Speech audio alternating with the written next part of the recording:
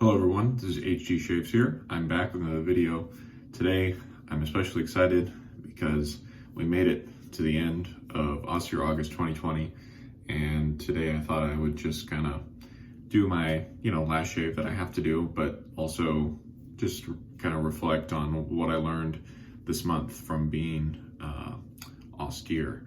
So we'll start with the things that I was kind of austere about but didn't quite make it the whole month on.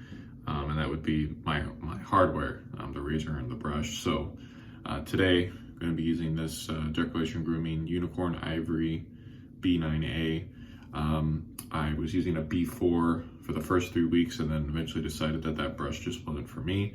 And I switched out for this one, and I've been much happier with this particular knot for the past about 10 days or so. So I'm going to put that in some water to soak. And then also the razor I'll be using today is the Ivory 1914. I was using a Wolfman WR2 for the first 3 weeks also, but ultimately decided that that was not my favorite razor to use every day, and decided to switch it out for old Gem, and this has been working great. Now, two things that I have been consistent about for the whole month have been the software, the soap and toner. So the soap, Oleo, Canaan, this is their unscented duck fat base, but they add clover honey and goat's milk. I'm not sure why, but I would imagine that this is a slightly better performer than just the regular unscented duck fat base. Made quite a dent in this, but there's still actually quite a bit of there are a ton of shaves left in this tub still, even though I've got the ring of death going there in the center. So that's still unscented, even though it's got the clover honey, it's still totally unscented. And then for the post shave, I've been using the unscented Chatillon Looks unscented post shave toner, and I have kept that challenge intact, which is to only use unscented products, and I haven't worn a fragrance all month, which is a little bit surprising for me because usually I wear one every day basically. So I'm happy that I've stuck with the unscented thing, and I'll talk more about that as I go. I think what I'm gonna do now is I'm gonna get lathered up a bit, and I'll bring you back in just a sec. I'm back after quite a long load off the puck, which has been sort of the theme for this month. And to talk to you about the soap and the brush a little bit. So, something that I learned this month was that I don't have a great time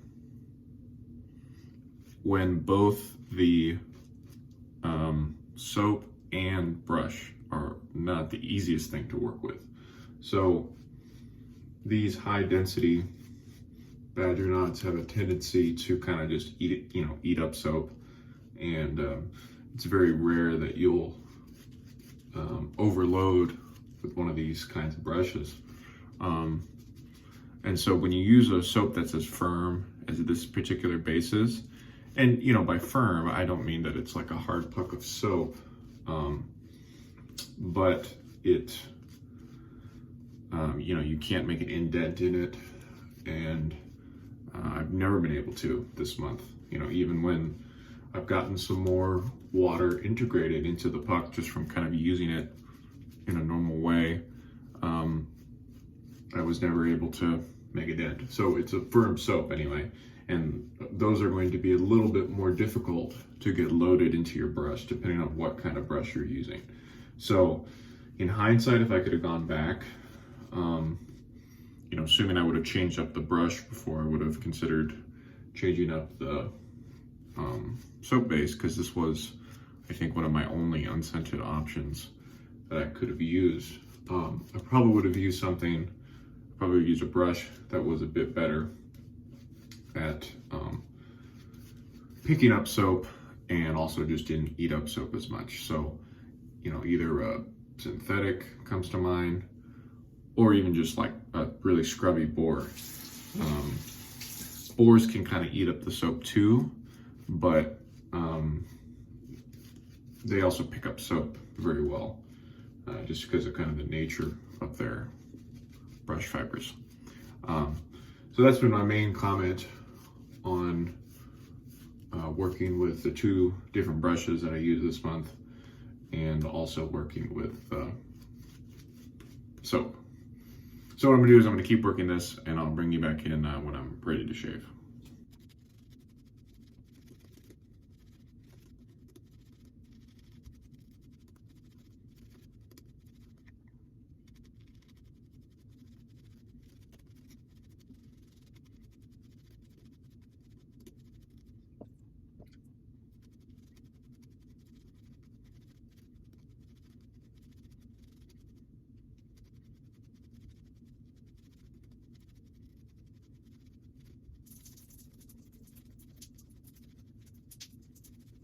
All right, we're back, and lather is dripping down my neck here, so definitely got enough water in it, at least down on the bottom part there.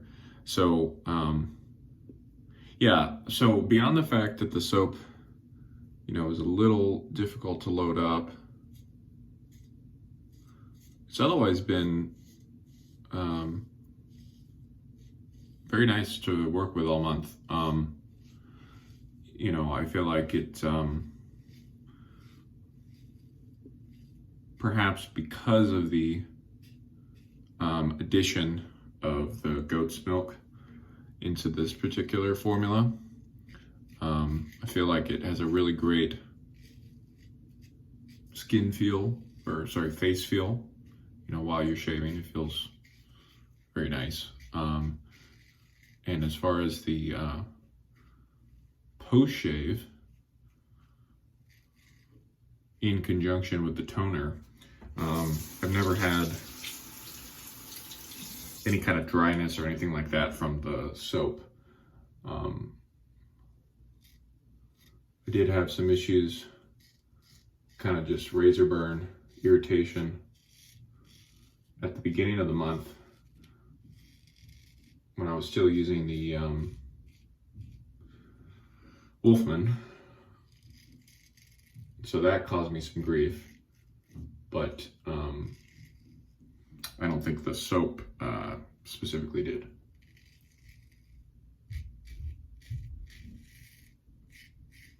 In terms of this new brush, the B9A, I used this brush a couple times during June and July, so it wasn't completely, you know, brand spanking new when I started using it 10 days ago or whatever. So it was a bit kinder to my face when I first started using it, this month, that is.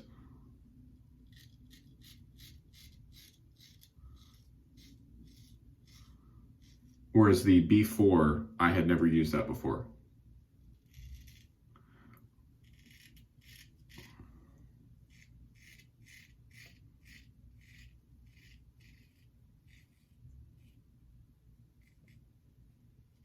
So that did cause me I did think I got a little bit of brush burn from that.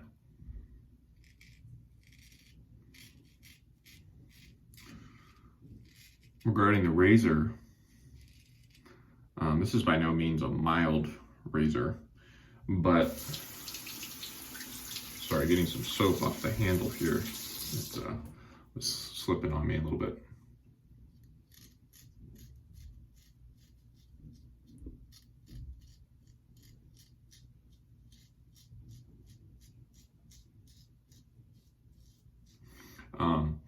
This is not a mild razor per se,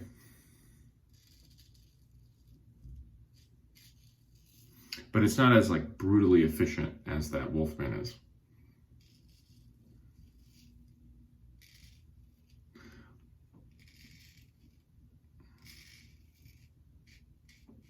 Which was ultimately the problem I had using that particular WR2 gap for daily shaving. Wasn't that it felt aggressive, because it actually felt pretty smooth, but in terms of how much it was actually cutting, it was cutting more than I would like.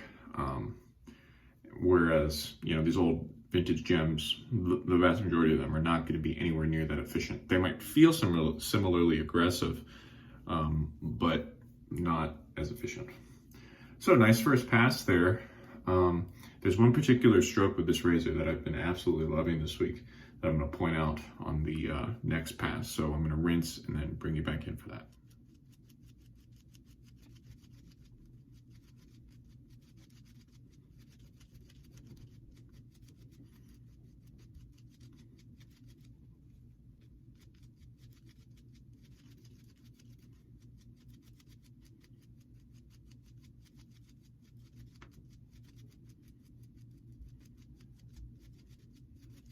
We're getting my second and final pass here across and against the grain. I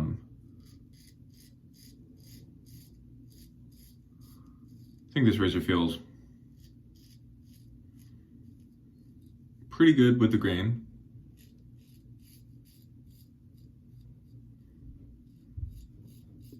Pretty good across the grain. Did they say that? With the grain and across the grain? It feels pretty good in those spots. But the place it feels like exceptional to me is against the grain. So when I do these south to north strokes like that, it just feels like surprisingly smooth and comfortable. And I do this little buffing thing.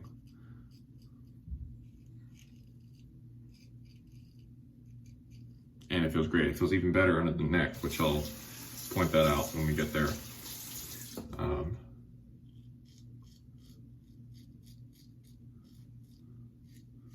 And so I think it is nice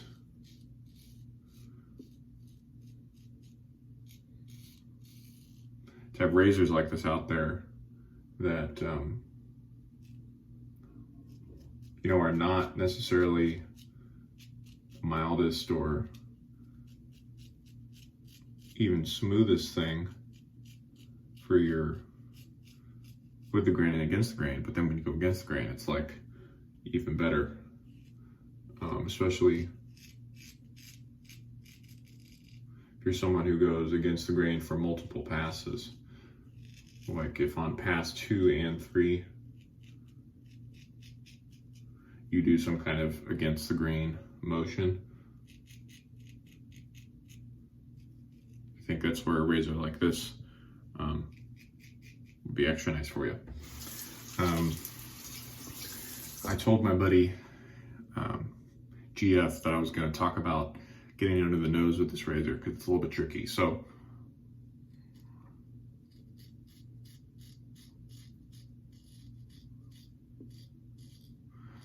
before I lathered up for this pass, I looked under there, and from the first pass, I had missed a couple hairs, way up there, because they are a little bit tricky to get when you're just trying to come down like this. And so the key that I found for really getting those hairs is to not overcompensate with your angle. I was doing more of this thing where you come at it like really at the wrong angle, and then you kind of adjust it as you're going down, and you have more room because of the nose. But really what you can do is you can just pick up your nose, boom, and you lower your lip a bit, and you can get there, even if you're going north to south. If you don't want to bother with that, then you just come at it from the side, but just to show how that works.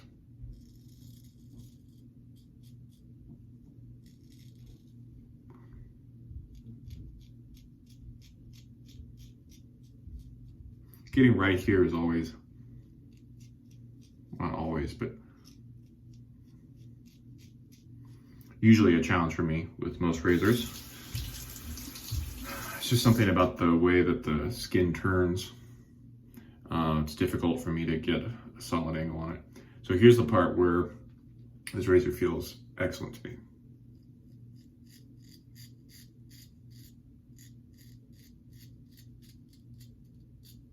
It's just a wonderful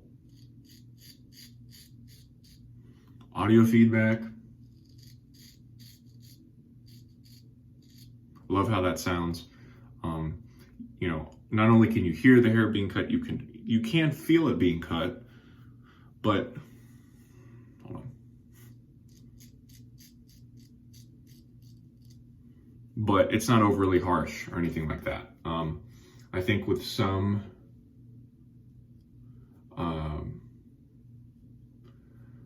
DE razors that make a lot of noise like that and are as efficient as that, that wouldn't necessarily be a good thing, because if you hear that much sound coming from a DE, probably means that the blade is wiggling around on you, and that's not good. So I'm feeling around here, see if you need to touch up anything, and I really don't. That was a really nice shave. I was pretty efficient with my strokes, I'd say. I'm not gonna have to, I didn't have to go back and do too much touch up. And wow, that was a really nice shave, a great way to end the month. Lather had plenty of water in it. I think maybe even had too much, but trying to go for too much rather than too little whenever possible. So I'm gonna rinse, I'm gonna do my final rinse, and I'll come back and talk to you over post-shave. All right, hopefully for the last time I have to say this for a while, for post-shave, Chatillon Looks Unscented Post-Shave Toner. This has been a plenty protective kind of post-shave for me during the summer month. I think I've said this at least a few times now, but if you want something that's a little bit more skin nourishing than just a typical splash, I would highly recommend checking out these toners. You don't have to just get it unscented, you can get it in any of the CL scents. And that's the thing, is I feel like it fits into a perfect kind of category for me. I don't know if I'd want to use this as my only post-shave option, like in the middle of winter here, but for probably any other season, this is going to be a great option. And this is a 2-ounce bottle. I've used this every day this month, and I used it for probably about 2 weeks straight when we were in South Africa last year. And this is how much of a dent I put into it. This is a 2-ounce bottle. So this lasts you a really long time because there's no water in the formula. And so I just do 3 douses, as I say, and that's just as much as you need. I was saying to somebody this week that because there's no alcohol in it, it doesn't really do you that much good to like over apply like you would with a splash. Like if you really like a splash, you can hit yourself once with it and then go again. But because there's no alcohol, it doesn't really absorb just as quickly as a true splash would. And so I don't think it really does you any good to like over pour out of the bottle for application. Great, so let's do a final rundown. Last time for the month, the Ever Ready 1914. I'm glad I came back to the gyms to finish out the month. Just goes to show you that spending a bunch of money on shave gear doesn't necessarily give you the best shave. That WR2 is by far the nicest razor I've ever used in terms of build and finish and things like that. But this little gem right here, you can get this for 10-20 bucks on eBay, depending on condition and how it's listed and things like that. But cheap razor does the job very well. And I really, really like this handle. It's just something very satisfying about these lines, and it's like I don't know, it's just very, and then this part at the bottom, it's very just geometrically pleasing, if that's a phrase. So I've been enjoying that. Let me talk to you about the brush.